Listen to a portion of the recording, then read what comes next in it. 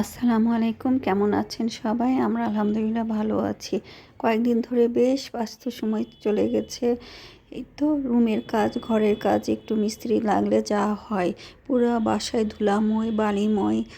মানে কয়েকটা দিন চলে গেছে, মনে হচ্ছিল যে দিনটা যদি আরেকটু বড় হতো, আরেকটু করে নিতে পারতাম কাজ, কিংবা আরেকটু কাজ করে শেষ করতে পারতাম। আর সামনে তো রমজান, সব কিছু মিলেই মানে সময়ের খুব কম মনে হয়। আর দিন যে কেমন করে যায় বোঝাও যায় না, দিনের গতিতে দিন চলে যাচ্ছে জীবনের গতিতে, কিন্তু আসলে কোনো কিছু মনে হয় তৃপ্তি পাওয়া যায় না করে, এইভাবেই চলে যাচ্ছে দিন। এই তো সকাল থেকে শুরু হলো সপ্তাহের প্রথম দিন। আর সপ্তাহের প্রথম দিন সব কিছু একটু দেরিতে আমার শুরু হয়, মানে গোছাতে 2টা দিন ছুটি থাকে, এই কারণে সপ্তাহের প্রথম দিন একটু সমস্যায় হয়, কি করব না করব, প্রথম থেকে আবার শুরু করতে হয়। তারপর আবার দিনটা প্রত্যেকটা সপ্তাহ ভালোই যায় এভাবে, মনে হয় তখন আবার আবার যখন ব্রেক থাকে আবার এরকম শুরু হয়। দেখেন আমার গাছের মানে লাউর ফুল ধরছে, এটা বালকনিতে ভালোই লাগে দেখতে, ফল হোক আর না হোক, গাছ তো হয়েছে, খুব সুন্দর হয়েছে।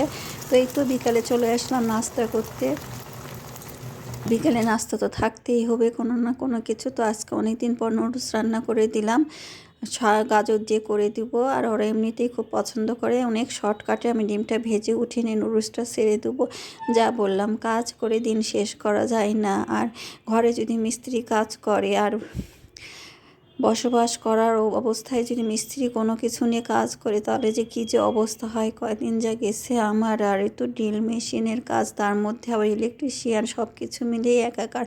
সব কিছু মিলে মানে এমন একটা অবস্থা পার করলাম 7টা দিন ধরে। এই তো দিন চলে গেলো, এখন অনেকটা মানে ব্যস্ততা কমে গেছে আলহামদুলিল্লাহ সব কিছু মিলে। তো এই তো শুরু করে দিলাম এখন রান্না বান্না। কয়েকদিন তো রান্না বান্নাও ঠিক মতো করি নাই, খাওয়া দাওয়া না। আসলে কাজ, বাসা বাড়িতে আমাদের কাজ শেষ না হওয়া পর্যন্ত কোনো কিছুই ভালো লাগে না। আর বাইরের মিস্ত্রিরা কাজ করলে কোনো কিছুই তো হয় না, আসলে সমস্যা হয় বাড়িতে। মিস্ত্রিরা, বাইরের মানুষ যখন ঘোরাফেরা করে, সব কিছু ইজিলি ঘোরাফেরাও করা যায় না, খাওয়া যায় না, রান্না করা যায় না।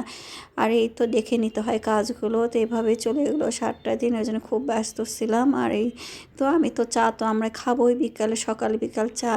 আর কোনো কিছু যতই হোক, যে নাস্তাই করি তার সাথে চা থাকতেই হবে, চাও খেয়ে নিলাম।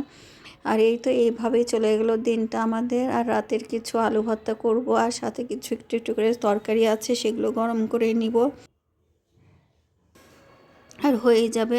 আর নিজেদের মধ্যে যা থাকে তাই দিয়ে খাওয়া হয়ে যায়।